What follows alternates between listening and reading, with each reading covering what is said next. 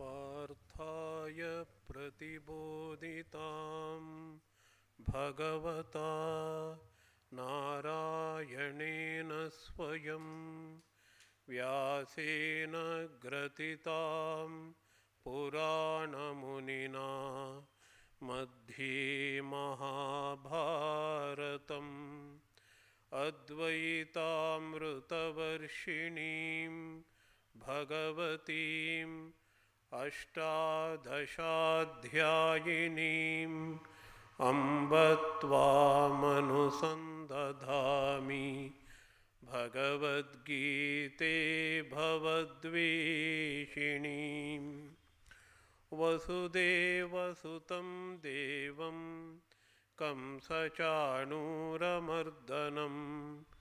देवकी परमानन्दं कृष्णं वन्दे जगद्गुरुं मूकं करोति वाचालं पङ्गुं लङ्घयते गिरिं यत्कृपातमहं वन्दे परमानन्दमाधवम्. We are going through all important chapters, the Sankhya Yoga, and we have already covered nearly 35 verses. From the 31st verse onwards, we have what is called the discussion about the swadharma. Up to the 31st verse, we read about Atma Vichara. Why Atma Vichara is very important, and it helps us to do swadharma or one's own duty. And the swadharma, the duty of Arjuna, is to wage war, fight the war. In war, one has to kill others. It is not an absolute killing, because nobody can kill anyone, because we are all Atman. Atman is not killed. Atman cannot kill anyone. Atman cannot be killed also.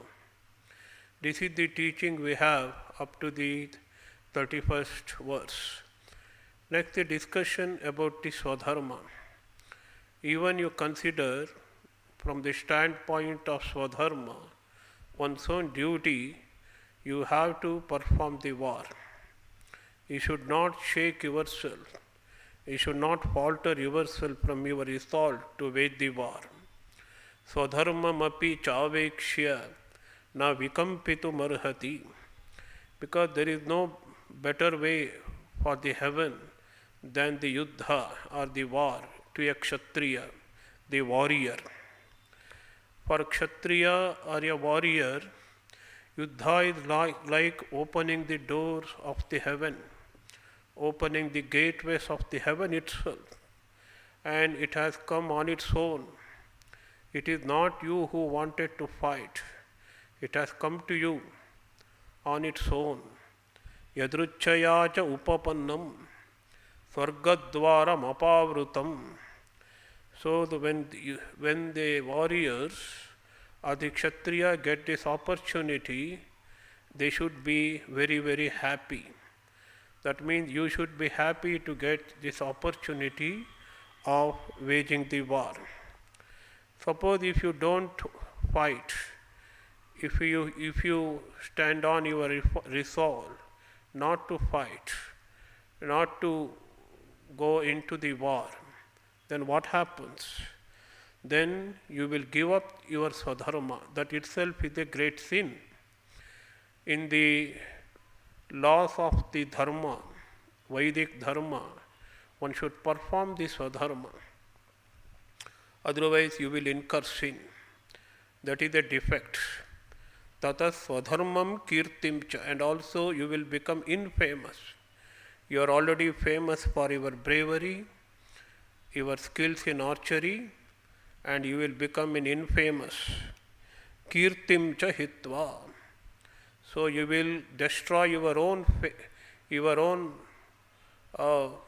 what you call the name and fame you have. Kirtim cha hitva, then you will incur sin also. Then what happens? the people will talk ill of you. Akirtin chapi bhutani, for a long time, not for a 1 year or 2 years. Throughout the history, you will be known as a coward. You will be considered as cowards. Avyayam katayishyanti. So what is worse than this infamous, the infame or the akirti to one who is brave, one who is a sambhavita, very dignified person? It is something even worse than the death. Krishna says, Sambhavitasya akirtihi maranad atirichyate. It is worse than even the death. The dishonor you are getting by running away from the war is something disastrous. It is worse than even the death. Then what they say about you, they don't appreciate of your sympathy towards the enemies. Oh, I am not able to kill them because I will incur sin. Let them leave, let them kill me, but I am not going to kill. This is the proclamation of Arjuna. They don't appreciate, enemies do not appreciate that. What they say is, bhayadranad uparatam mamsyante. You have run away from the battlefield out of fear. That is what they claim. That is what they speak about you. Who speak about you? Maharataha, the great warriors like Bhishma, Drona, Duryodhana, etc. are on the other side of the battlefield. Yesham chatvam bahumataha. Bahumata means they have a very great opinion about you. Now you will become a coward in front of them. According to them, you will become a coward. You will get the dishonor. They will despise you. That is what is called Laghava. Until now you are Bahumata, now you will become Laghava. So in our language we have that usage. Haguravagi biduttakkanthattu. Laghavam yasyati. Now you are well known, you are famous, now you will become someone despised by everyone, condemned by everyone. So far we have studied in the last session of the Bhagavadgita. Now we will continue with the 36th verse. Avachya vadamscha bahun vadishyanti tava ahitaha nindantastava samarthyam tato dukkhatarannukim. Very disastrous consequences it will have. Not only they despise you, they will speak bad words against you. What kind of words? Gita says avachya, it cannot be spoken. Some words, abuses, we cannot write it down, we cannot repeat that. That is what is called avachyavada. Avachyavadan vadishyanti, very improper words, abusive words, slanderous words, derogatory words they use against you. Bahun, bahun means of different types. They don't speak only one abusive word. Different kinds of abusive word. Various forms of abusive words they use against you. Avachyavadan bahun vadishyanti. Who? Tava ahitaha. Those who are against you, those who are enemies, especially the Kauravas, Karna, Shalya, and other great warriors on the opposite side of the battlefield. Nindantas tava samartyam. They ridicule your ability to wage the war. Nindana, that we know. Nindantaha. So they use the abusive word, slandering your very ability to wage the war. All along until now, they have appreciated you highly of your capability to fight the war, to kill the enemies, your skill in archery, your bravery, your courage, etc. Now they will be very slanderous in their speech. They slandering you, your ability itself as a archer, as a warrior. Nindantaha tava samartyam avachya vadan vadu vadanti. Like this we have to understand. So, in the process of slandering you, ridiculing you, they use all kinds of abusive words towards you. Who they use? The enemies. Your enemies will use you. Tato dukkha taram nukam. What is there in this world which is more painful than this kind of situation? And you will be put into utter misery. Even death would have been more beneficial to you, more happier to you than hearing the slanderous words. So this is the meaning of the 36th shloka. Then what you have to do now? There are two options for you. This shloka is very famous. So war is spoken of here as swadharma. It is only an illustration. It's only an example. Because Arjuna's swadharma is war. Arjuna has to fight.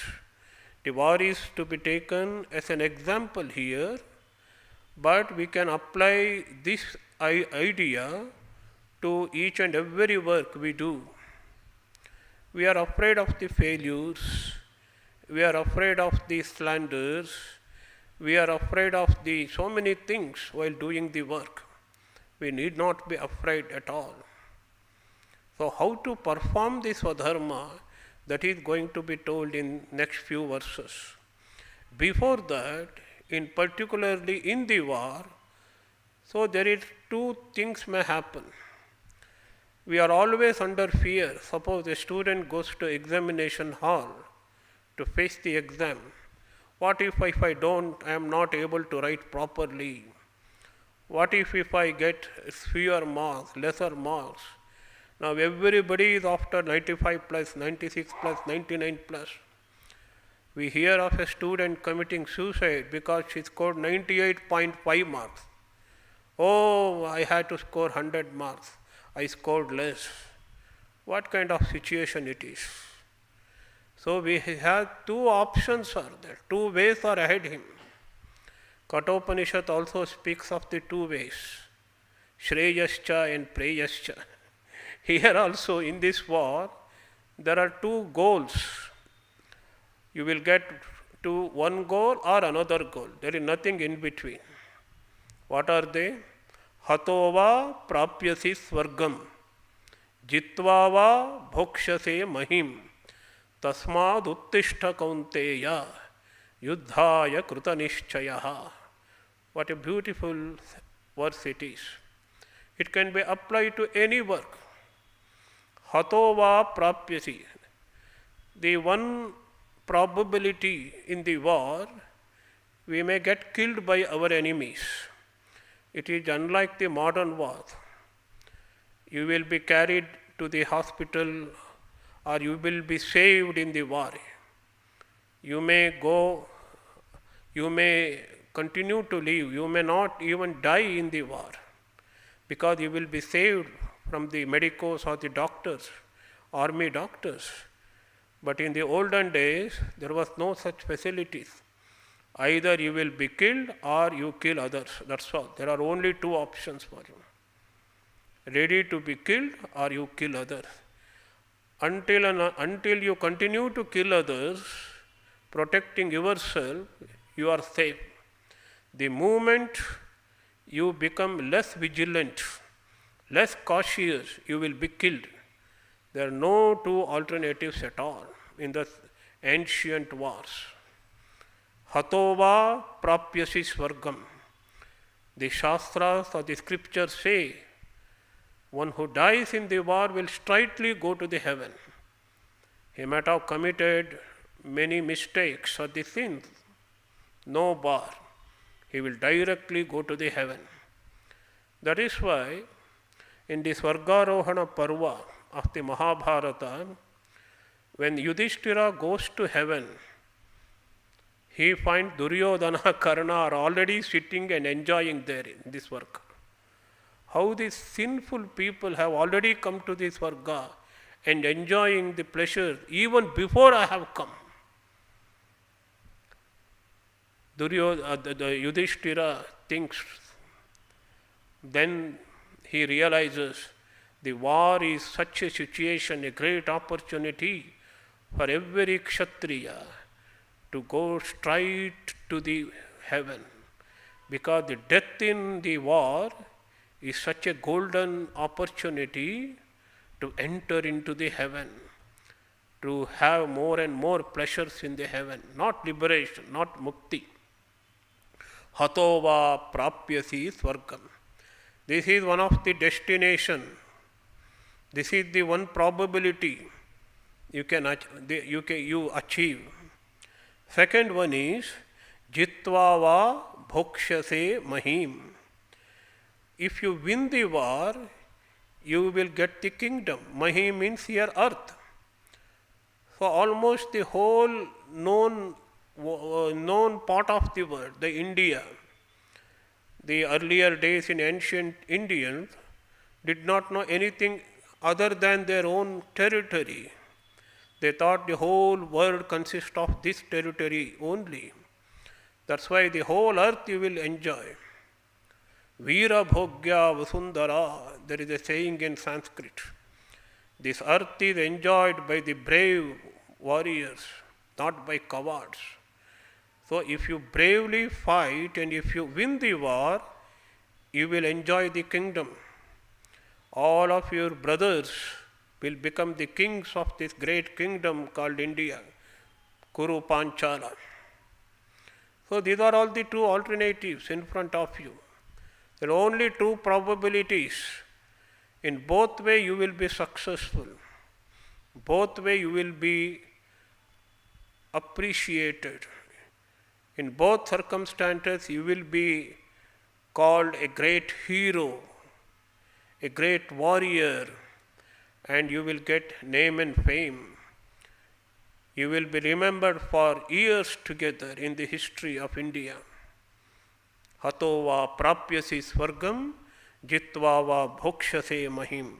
Therefore, yuddhaya krutanishchayaha uttishta. Get up. Probably, as we have already discussed, while we were reading the first chapter, Arjuna has knelt down. He is sitting there. He is not standing. You have to get up now. You have to awaken. It is not in the literary sense. Krishna is asking him to get up. You rise yourself. It is the mental awakening. That is what's spoken of here. So we are stooped in cowardliness and we are full of misery, full of worries. That is what is called that is our state of affairs now. We have to rise from that state. We have to become brave. We have to become courageous.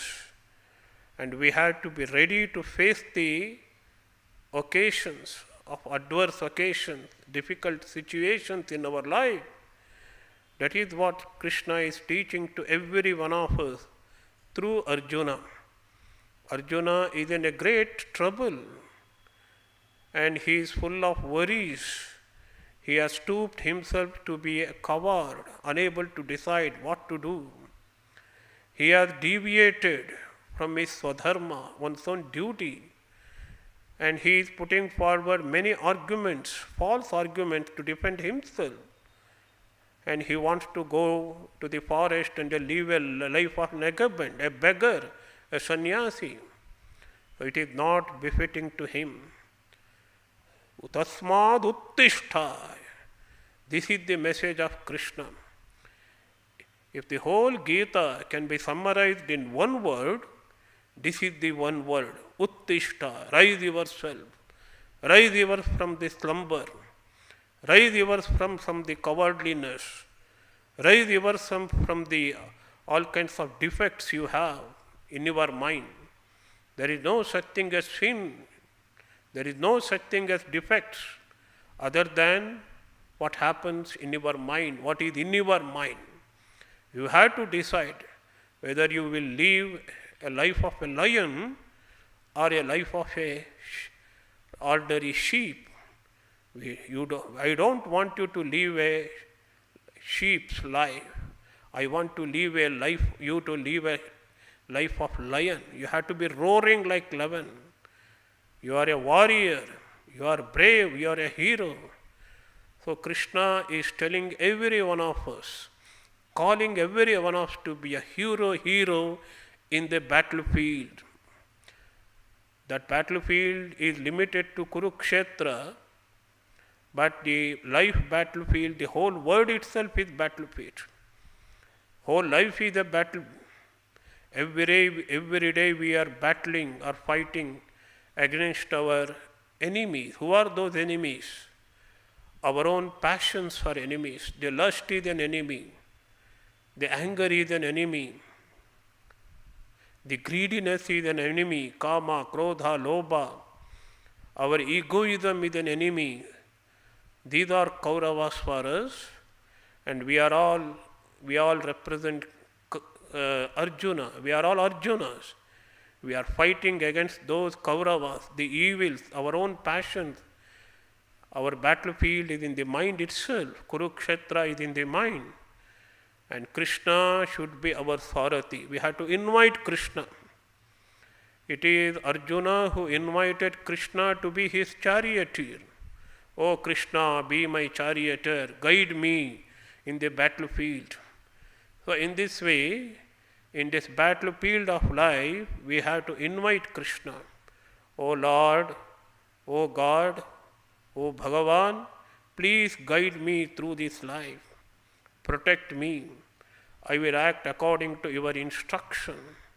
When we invite Krishna, Krishna is ready to come and become our charioteer, our Ratha, and he will help us to fight the war against the passions, the evil passions that are harbored in our mind. This is the psychological meaning or the psychological dimension or rather the spiritual dimension of the Bhagavadgita. This Uttishta has got a wonderful significance. It's a wonderful word. In Kathopanishad also we have that. Uttishta, Jagrata, Prapya Varan Nibhodata, we hear. Arise, awake. And Swami Vivekananda, the same idea he took and said, arise, awake, stop not till the goal is reached. So Uttishta word we have to contemplate. It has a wonderful meaning for our life.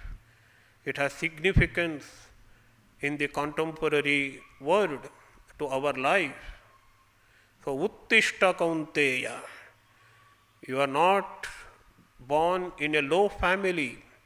You are born to Kunti. Kunti is a Rajaputri, a princess. You belong to royal family. You are the son of the Pandu, a great warrior of his times. And Kunti is the wife of Pandu, and you also a great warrior. Remember your lineage. So every word can be discussed like this. That is the wonderful nature of the Bhagavad Gita. Kaunteya Uttishta. How? When I have to rise, having resolved to fight the war, you wake up or you rise yourself. Yuddhaya Krutanishchayaha Uttishta. This is how we have to read. Krutanishchayaha. Nishchaya. I am not able to decide anything. Whether I had to study engineering or medical, I do not know. A student is in dilemma. Then he takes up a decision. Then he makes a selection. Okay, I will take up the medical profession. And he will commit himself to the study of the medicine. That is what is called Nishchaya, resolution. He resolves himself to study the medicine. And he puts his all energy in pursuing the medicine. So, Kruta Nishchaya means that is. But Yuddhaya Kruta Nishchaya. Your Nishchaya so far, your commitment is to run away from the war and lead a beggar's life, like the sannyasi. You cannot become a sannyasi. You are a warrior. Resolve yourself to fight the war. Yuddhaya Kruta Nishchayaha and Uttishta. Uttishta signifies put into action the commitment you have made. I have resolved myself to fight the war. The resolve will not do, just commitment will not do, just sankalpa will not do. You have to translate that resolve into action. So there are two parts here. One is the mental resolve. Yuddhaya Kruta Nishchaya signifies that. Arjuna, make a firm resolve to fight the war. Then get up. That means put into that action. First you have to get up, then only you can fight. Sitting like a coward, how can you fight? Get up and shoot the arrows towards your enemies. This is the meaning. So it is a very, very important verse. Tato yuddhaya tato uttishta. When? After making a firm resolve to fight the war. Yuddhaya kruta nishchayaha uttishta. Therefore, what therefore? Because there are only two probabilities in the war. Hato va prapyasi swargam jitva va bhukshase mahim. What a wonderful verse it is. A clarion call for bravery in our life. We have to be warriors in the battlefield of life. This is what Krishna is teaching through this great verse. Then here starts a great teaching about this swadharma. As I already indicated some minutes back, now the Atma Vichara is instructed. Now section about the swadharma has started. So in particular, Krishna is teaching Arjuna how to wage the war, how to fight, how to do swadharma. He is not speaking what weapons he should use, how to fight, what are the skills he should use. Arjuna knows it better. Arjuna is very proficient in that. One need not teach Arjuna about that. We are also very proficient in our work. If we are engineers, we know the skills of construction or machines or electronics or computer, everything we know. But in what state of mind we should put all our skills and efforts into our work, that we do not know. Because mind plays a greater role in our work, that we forget. With disturbed mind, with restless mind, the mind full of suffering, misery, we cannot do our swadharma properly. So it is what is inside the mind that is more important than it is what is visible outside. One may be an expert in everything. If he is leading a miserable life, what is the use of his proficiency or wisdom? He may be PhD in Bhagavadgita. If he is not putting his wisdom into practice and lead a good life, what is the use? So Krishna is teaching us how to perform our actions.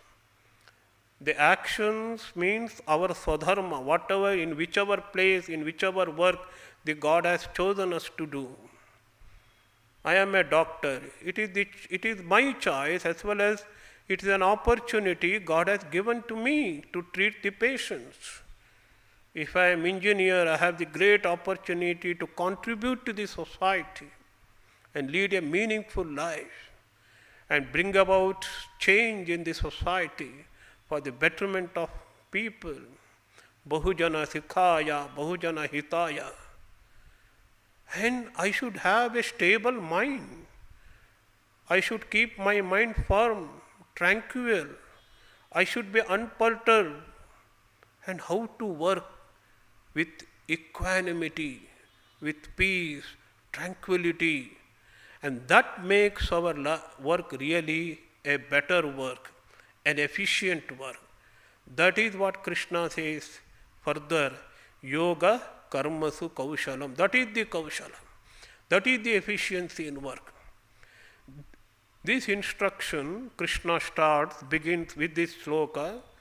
This is very, very important, significant, and down-to-earth approach Krishna makes here to teach us how we should do our work. Sukha dukkhe same krutva labha labau jaya jayau tato yuddhaya yujjasva naivam papam avapsyasi. We should never read this verse in particular context of the war. Of course, the war is in the context, but war is only an illustration, example. As I already told you, every work is a war. We are fighting with our lower instincts. We have to win against our enemies, lower instincts, passions, etc. And how to do that? Sukha, dukkha. Let us list it, dualities. And Krishna calls them dvandvas in the sloka that we are going to read in the future. Dvandva, dualities. Duality means pairs of opposites. Sukha is opposite to dukkha. Dukkha is opposite to sukha. So they are put in pair. That is a dvandva. Sukha dukkha is a dvandva. Then what? Labha and alabha. Labha means gain. Alabha means failure. Every work we come across, sometimes we are happy, sometimes we are unhappy in doing this work. And sometimes we gain something, we are successful, we get excited, and sometimes we have to face the failure, we get depressed. Labha, alabha. Again, they are opposites. The dvandvas, the literary meaning of the dvandvas is dualities, pairs of dualities. They can also be called the opposites, pairs of opposites. Sukha is opposite to dukkha, and dukkha is opposite to sukha. And labha, the success is opposite to failure. Failure is opposite to success.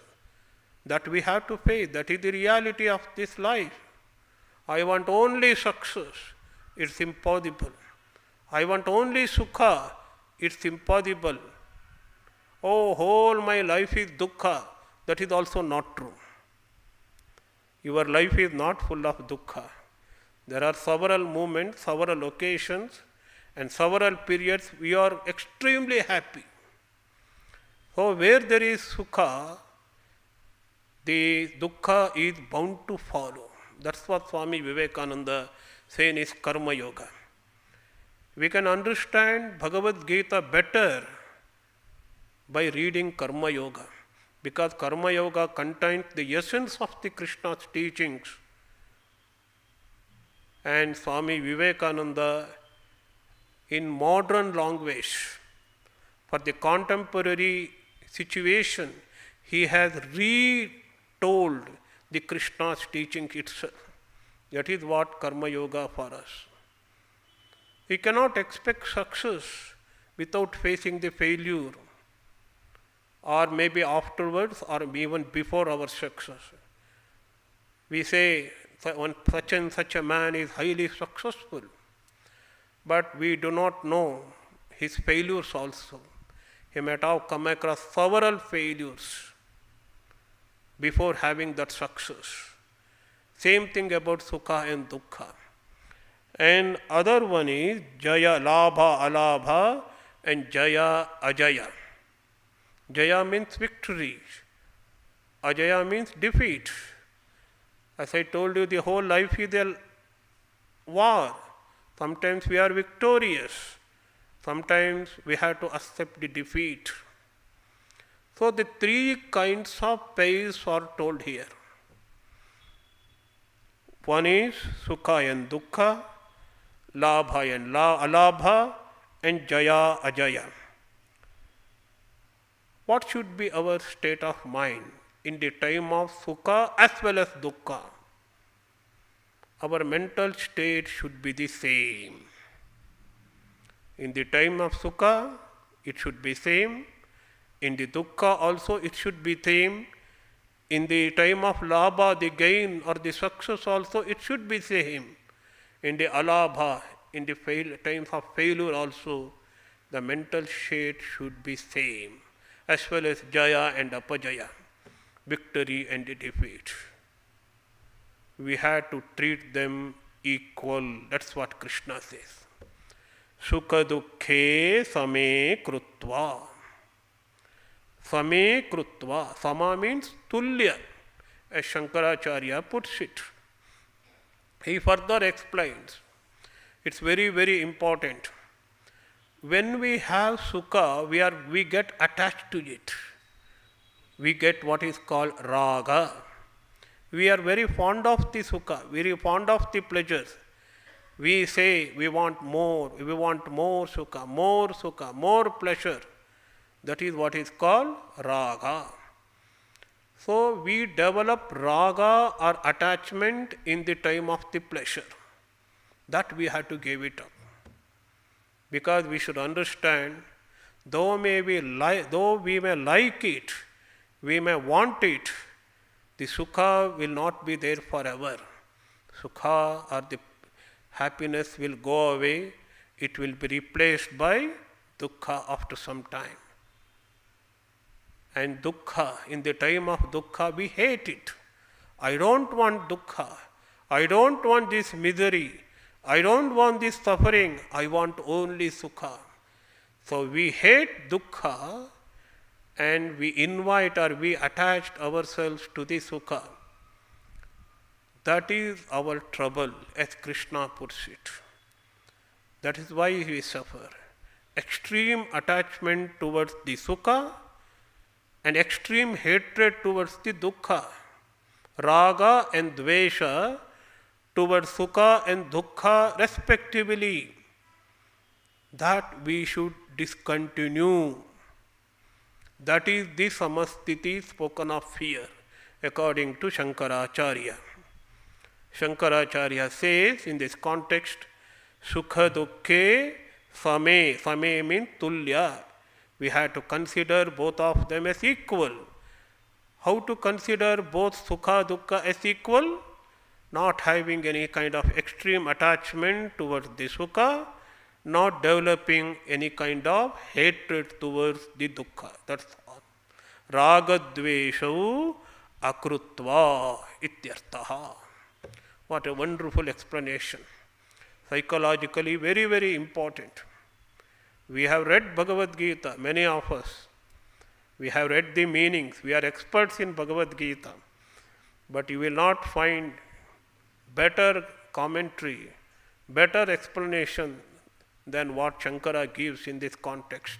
Ragadveshau akrutva. Beautiful. In the same way, labha and alabha. When we are successful, we are attached to it. When we get failure, when we have to face failure, we hate it. We have to give up that. We have to treat success and failures on the equal footing. Very difficult, but there is no other way. It is the only way to keep ourselves calm and tranquil at all the time. Labha alabhau same krutva. So sukha dukkhe same krutva we have read. And labha alabhau same krutva. Same krutva has to be attached to that also. Then another one. Jaya ajayav same krutva. So we get attached to the jaya, victory, and we hate, we despise what is called the apajaya, defeat. No attachment, no aversion. Raga means attachment, Dvesha means aversion. These raga and dvesha that makes our mind restless, perturbed, full of excitement or depression. Both are enemies, both are dangers to equipoise. If we want to maintain the equipoise or the balance of our mind, we should give up both attachment, raga, as well as the dvesha, aversion, towards sukha, dukkha, jaya, apajaya, as well as labha and alabha. This is the meaning of the first line of the verse. With this state of mind, O Arjuna, you should prepare yourself to fight the war. Yuddhaya yujyasva. What is meant by yujyasva? Be ready, be prepared. You have already prepared for your war by training yourself in various techniques of archery. You have learnt how to use the weapons, the mantras. One mantra, that is one astra. Vayuvastra, there is a one mantra dedicated to Vayu. Vayuvastra is used. Agni astra is used. Brahmastra is used. So you have learnt all of them. Mantra, tantra. Mantra means the invocatory verse. Tantra means actual skill in using that weapon.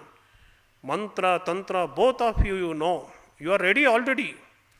But your mind is not ready. Your mind is perturbed. The only way we can do our work with extreme efficiency, wonderfully, with a blissful state of mind, is to give up attachment towards the sukha and giving up aversion towards the dukkha. Giving up attachment towards the gain or the success and giving up aversion towards the failure.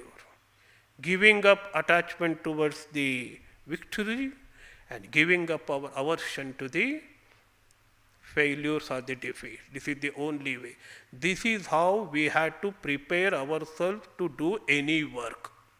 In this context, it is yuddha. Yuddhaya yujyasva. In this way, you have to prepare yourself to fight the war. Then what happens? Naivam papam avapsyasi. You will never incur sin by doing so. That means even if you kill a person, then you will not incur sin because you are doing your swadharma. You are detached. You do not worry about the results of the work. You are not attached to the success in the war. Neither you have the aversion or dvesha towards the defeat. You have that equanimity of the mind. You are in the state of mind where you have resolved that I am fighting for the sake of virtue or dharma. I am waging a dharma yuddha. Duryodanas are all represent the adharma and I represent dharma. It is for the sake of dharma, virtue, conduct, I am waging the war. I have no selfish interest in this. I have no personal gain in this. I will fight the war as a duty. Then you will not incur sin by killing your enemies like Bhishma, Drona, etc. There will be no sin. All along, Arjuna was lamenting, oh, I will incur sin by killing Bhishma. They are all respectable. They are our teachers. Bhishma is my grandfather. Drona is my teacher.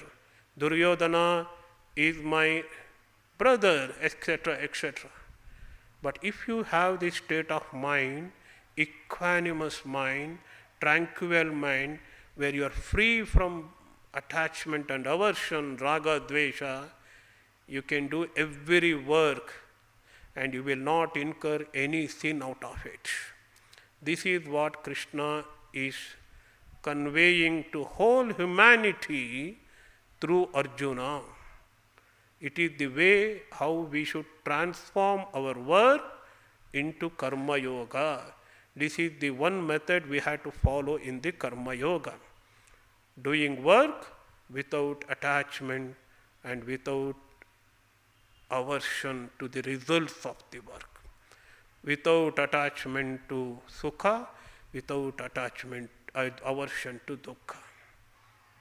And in the succeeding shlokas, forthcoming shlokas or the verses, we will find a detailed explanation of this ideal.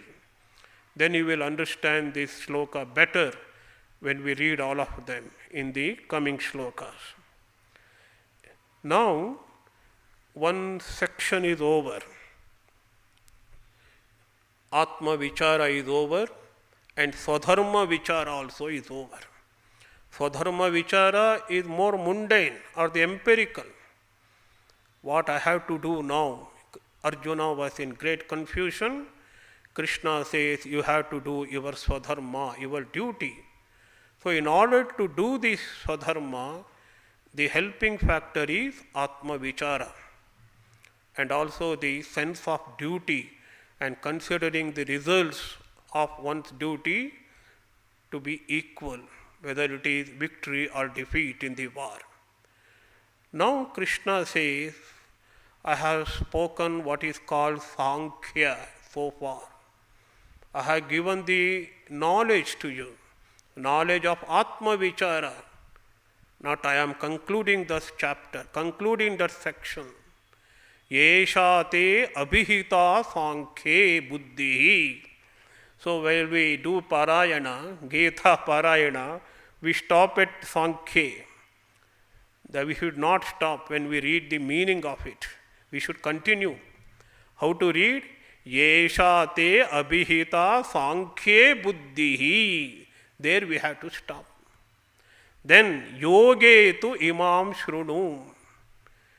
Yoge tu imam shrunu. Buddhya yukto yaya partha karma bandham prahasyasi. O Arjuna, so far what you have instructed you is Sankhya Buddhi. So what is Sankhya?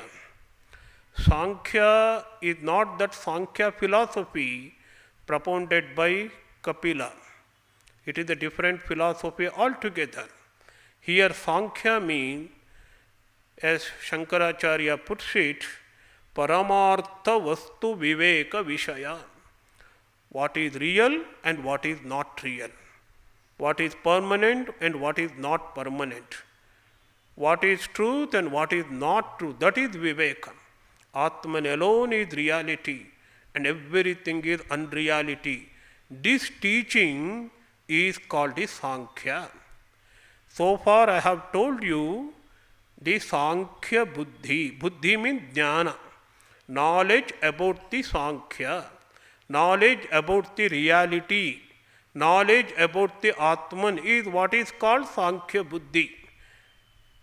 So far, Yesha, until now, this is what I have spoken to you. This is what I have instructed to you. O Partha, to you, I have declared or imparted Yesha, this Sankhya Buddhi. This Sankhya Buddhi means what I have described to you, taught you or instructed to you so far is Sankhya Buddhi. The teaching or the wisdom about the Atman, this is the meaning. Here Sankhya, as I have told you, discrimination or discernment about the what is reality and what is not reality. So when you instruct the Atman, you will come to know what is Anatman also. Without knowing what is not Atman, you will not be able to know what is Atman, isn't it? So Krishna clearly demarcates what is Atman and what is Anatman. The bodies which are impermanent are Anatman. Within that there is Dehi Nityam Avadhyoyam. There is a Dehi, indwelling spirit, who is inside the body and the mind complex. The body-mind complex being impermanent. They are not real. What is inside, That is real. And Krishna clearly gives us discriminative knowledge. That discrimination about reality is the knowledge of the reality. This is how a teaching has to be. It is not enough if you say only the Atman is that, Atman is this. When you teach someone, you should also say what is not that. When you speak about a pot, you should also teach the child what is not pot. This is not pot, this is a pot. This is what is called knowledge. This is how we should teach. A student has to be taught like this. So Krishna not only teaches the Atman, Krishna has taught us, instructed us about the Anatman also. Anatman means body-mind complex. Within this body-mind complex, which is temporary, which is not eternal, which is but the inert, there is a consciousness which is eternal called Atman. This is the teaching of Krishna. This is what is called the Sankhya. And knowledge pertaining to the discriminative knowledge of Atman is called Sankhya Buddhi. Wisdom or the teaching. So far what I have instructed is Sankhya Buddhi. It is just like this. We hear Upanyasa or the lecture hours together. Then the teacher or the preacher, the Swamiji who is lecturing you, has to remind you what he has instructed you at the end of the lecture. Oh people, this is what I have instructed you. This is what I have told you, because we will forget. Oh Swamiji, wonderful speech. What I have told you? Oh, that is for the big people to understand. We cannot understand. See, he is a great teacher. Through Krishna's method of teaching, if you are a teacher, you can learn how to teach by Krishna's example. Not only he has explained the thing, at the end of the section, he is clearly saying, oh, this is what I have instructed you so far. Esha te abhihita. Abhihita means instructed, told. Sankhya buddhi. Buddhi in Sankhya. Knowledge in Sankhya or reality of Atman. Now, I am going to tell a new thing for you. This is how a teacher has to teach. Otherwise, if it is a monologue, no interruption, no dividing into section, if you go on teaching uninterruptedly, and it is not an efficient teaching at all. It is not a good teaching at all. We have to divide the teaching into sections and clearly tell the student, this is the section you have so far studied, you have read, further we are going to study a new chapter or the new section. What section Krishna is going to teach us now? Yoge tu imam shrunu, imam now.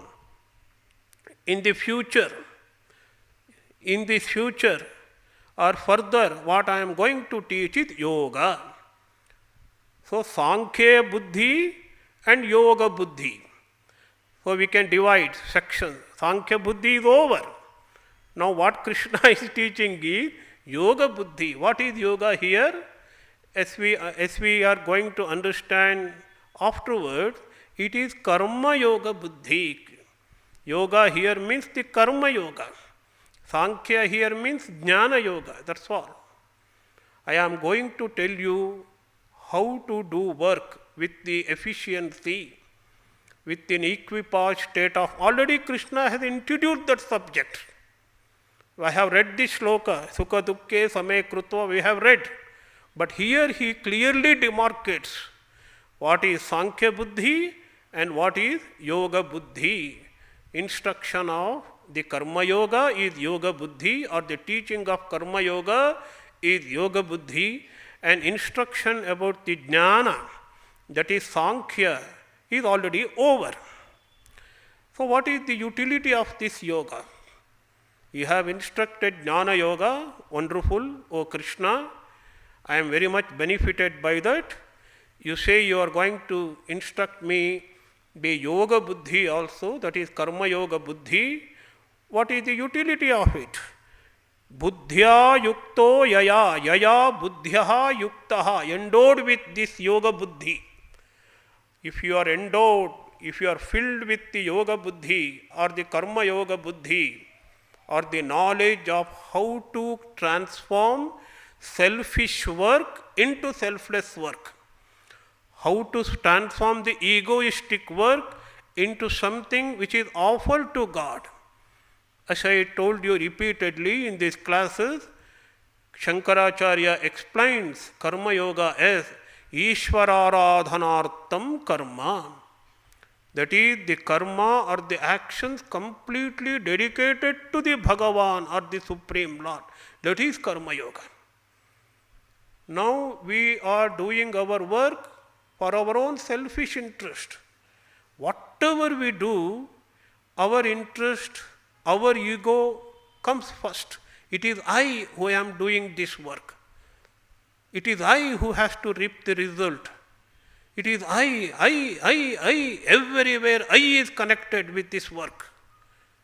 No longer it will be there in Karma Yoga. When Krishna teaches and we learn about Karma Yoga, oh, Lord has making me to do this work. It is the Lord's work, it is not my work. I am only a tool. As Sri Ramakrishna says, I am just the tool, O Mother. Ami yantra, tumi jantri. You are the creator, you are the operator of this yantra or the machine. I am just the machine, O Mother. I will do whatever you make me do. I will speak whatever you make me speak. That was Ramakrishna's attitude. That is real Karma Yoga. That is real Bhakti Yoga. And also one of the translators, I was quoting him often, Swami Tapasyanandaji, says here Yoga Buddhi doesn't mean only absolute Karma Yoga. Because you cannot practice Karma Yoga without Bhakti Yoga. Without bhakti, without devotion to the Lord, you cannot practice bhakti, Karma Yoga. So here Yoga Buddhi means yoga of action combined with devotion to the Lord. That is what he says. I feel it is absolutely right. And Ramanuja also supports this view in his commentary on Bhagavadgita. He says, Karma Yoga is external, what we see outside in a person, but what really he has in his mind is the Bhakti Yoga. Inside Bhakti Yoga, full of devotional sentiment, love towards the divine, and externally, that external expression of that Bhakti Yoga is the Karma Yoga. So we should not make any difference between Karma Yoga and Bhakti Yoga. If you are practicing Bhakti Yoga, you have to practice Karma Yoga also, because Karma Yoga is the external expression. If you are filled with the devotion to the Lord, all your actions will be transformed into service to the God. That is Karma Yoga. If you are practicing Karma Yoga without dedication to the Lord, without devotion to Lord, without love towards God, how can you practice Karma Yoga? Bhakti Yoga is absolutely necessary. So this is the connection, invariable connection, close connection between Karma Yoga and Bhakti Yoga we have to understand. And that is what is meant by here Yoga Buddhi. Swami Tapasyanandaji writes, endowed with this yoga, endowed with Yoga Buddhi, the wisdom of yoga or Karma Yoga, embedded with Bhakti Yoga, Karma Bandham Prahasyati. You will destroy the Karma Bandha. What is Karma Bandha? If we do any action with attachment and aversion, raga and dvesha, and we have to reap the results of that action. If we do a good action, that is called dharma. If we do a bad action, that is called adharma. If we are attached to the dharma and adharma, if we do good action, we will reap the good result. and we will be born in the good family, or we will have the good birth, and our life continues, samsara will continue. So if we are doing bad works, that is called adharma, and that result also we have to reap. We will be born again and we will suffer. For dharma, sukha is the result, adharma, dukkha is the result. In order to enjoy dharma, sukha and dukkha, we have to be born again and again and again and again. That is what is called transmigration. Punarapi jananam, punarapi mararam. That is what is called here karma bandha. If you practice karma yoga, embedded with the bhakti yoga, then you will be no longer will suffer in this karma bandha. Karma bandha actually means the bondage of works. That is dharma and adharma that leads to the succession of birth and death. You will be free from the chakra, viscous cycle of birth and death. You will be liberated and you will attain moksha. That is the meaning. Om Shanti Shanti Shanti Harihi Om Tat Sat Shri Ramakrishna Arpanamastu.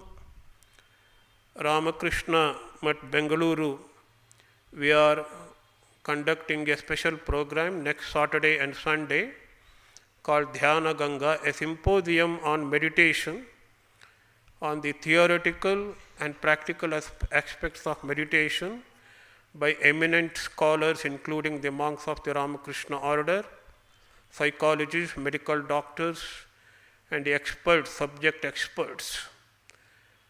So you can collect the coupons by paying 250 rupees in the office. The 250 rupees is applicable for both the days. Put together for both the days, the coupons are available for 250 rupees. You can collect from the office or the counter, and you can participate in this wonderful program, a great opportunity for those who want to learn more and more about meditation. Thank you.